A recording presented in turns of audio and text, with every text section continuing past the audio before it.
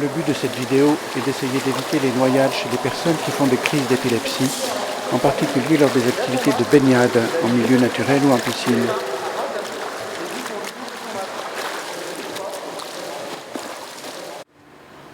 Nous savons que la noyade au cours d'une crise est la première cause de mortalité accidentelle chez les personnes atteintes d'une épilepsie.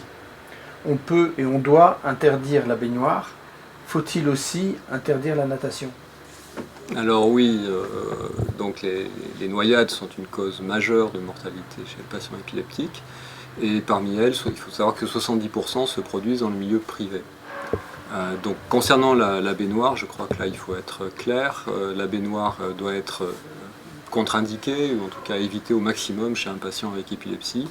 Il y a d'autres mesures importantes en milieu privé, notamment de laisser la porte de la salle de bain ouverte. Concernant la natation, et bien sûr l'approche doit être individualisée, il n'y a pas de contre-indication formelle, mais ça dépend du type d'épilepsie, de l'observance thérapeutique et des possibilités de surveillance et d'accompagnement du patient. Est-ce que c'est en fonction donc, de ce que vous venez d'énoncer que vous délivrez ou pas le certificat médical d'aptitude à la natation ? Alors tout à fait, on va tenir compte des caractéristiques de l'épilepsie, de l'entourage du patient, de ses motivations, de son observance thérapeutique, c'est très important. Tout ça pour faire un certificat qui devra tenir compte de notre envie de donner une autonomie aux patients épileptiques, mais aussi d'assurer des règles de sécurité élémentaires dans ce domaine. D'une façon générale, ce qui est important, c'est que le patient puisse informer complètement les personnes qui sont en charge de sa surveillance, de sa sécurité, notamment les maîtres nageurs dans un club de natation, dans une piscine publique. Bonjour. On peut se baigner quand on fait des crises d'épilepsie ? Oui, mais je dois avoir l'autorisation de mon médecin. Je dois être accompagnée de quelqu'un qui connaît mes crises et le type de crise que je fais et vous prévenir des éventuelles crises que je peux faire. Bonne baignade, profitez bien. Merci. Merci beaucoup. Je vous surveille. Merci.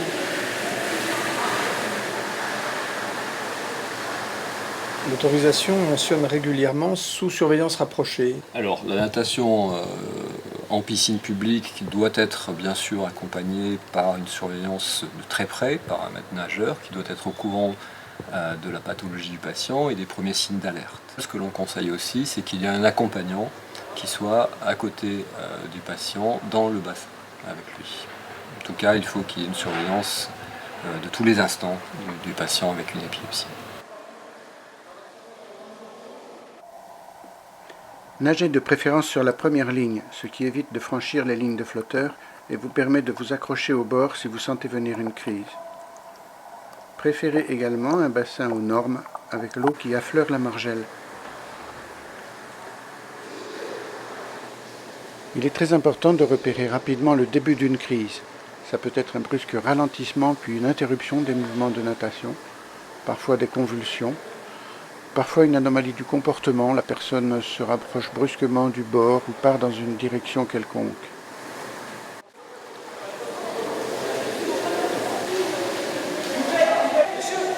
Samuel ! Le sauveteur a pour objectif immédiat de permettre à la victime d'avoir la tête hors de l'eau. L'extraire du bassin est moins urgent. Attention, ces gestes ne doivent être pratiqués que si vous savez les faire, sans quoi vous vous mettez en danger. Si vous n'êtes pas expérimenté, vous appelez à l'aide, rien d'autre.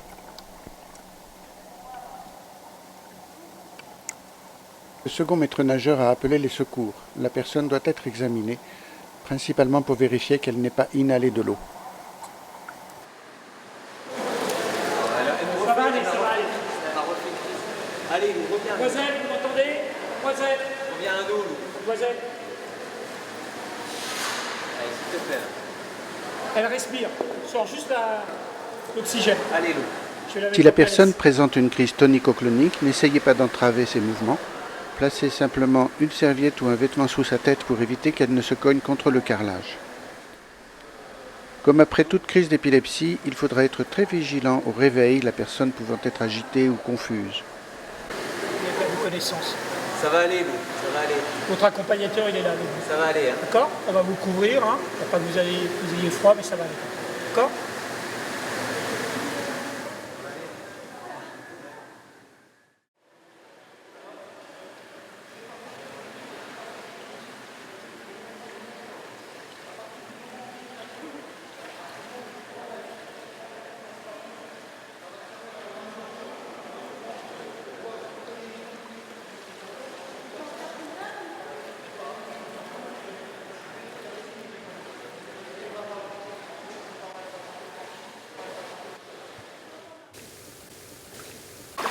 Dis-moi Samuel, je vois que tu portes un gilet, est-ce que tu peux nous expliquer pourquoi?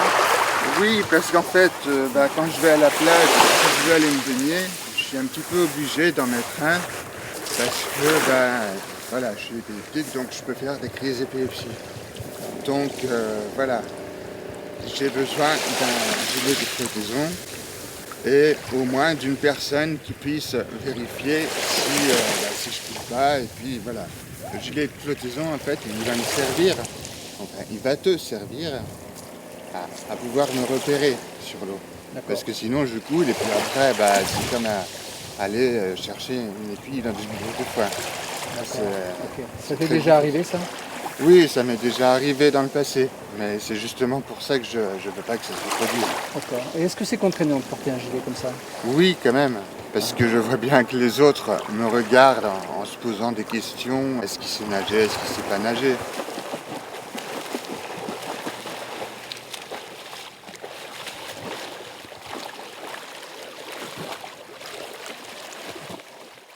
En bateau, les gilets de sauvetage sont obligatoires. Il faut distinguer les gilets d'aide à la flottabilité et les gilets de sauvetage. Tous répondent à des normes européennes.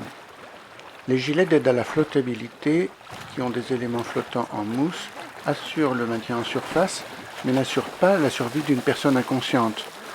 Dans le cas de crise d'épilepsie, ils ne dispensent pas d'un accompagnant pouvant placer la personne en position dorsale et pouvant la sortir de l'eau. Ils ont l'avantage, par contre, de pouvoir être utilisés pour nager. Les gilets de sauvetage gonflables assurent le retournement de la personne et permettent donc la liberté des voies aériennes.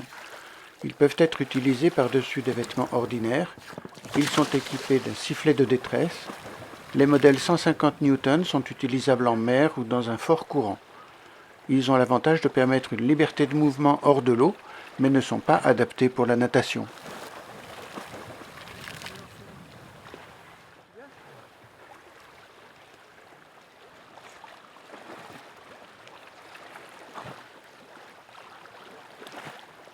À côté des activités nautiques, il faut être très attentif au risque de perte de connaissance au bord de l'eau. Par exemple au bord d'un canal ou d'une rivière, à la pêche ou encore sur le quai d'un port.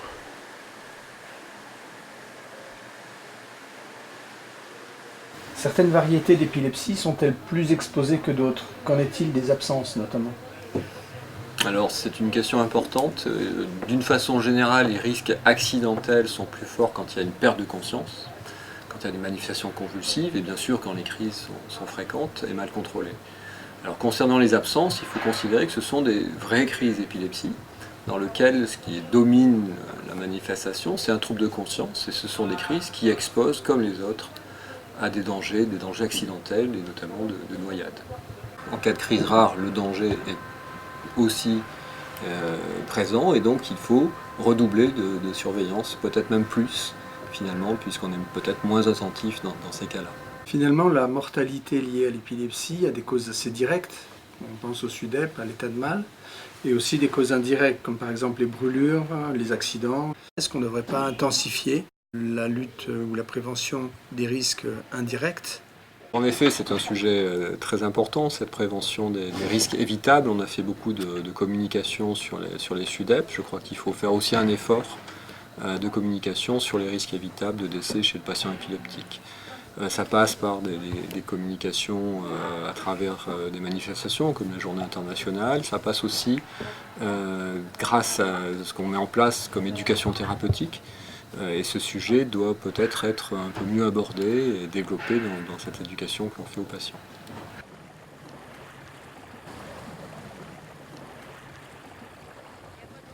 Alors ici au Glénan, tu viens depuis déjà plusieurs années avec un groupe de résidents de la TEP, faire de la voile avec eux et avec d'autres jeunes. L'idée de la semaine ici sur la base des Glénans s'appuie quand même sur cette école des Glénans qui est quand même une des plus anciennes écoles du savoir-vivre. Donc le vivre ensemble, c'est aussi la thématique un peu de cette semaine, autour d'un bateau, mais aussi d'un espace de vie commun.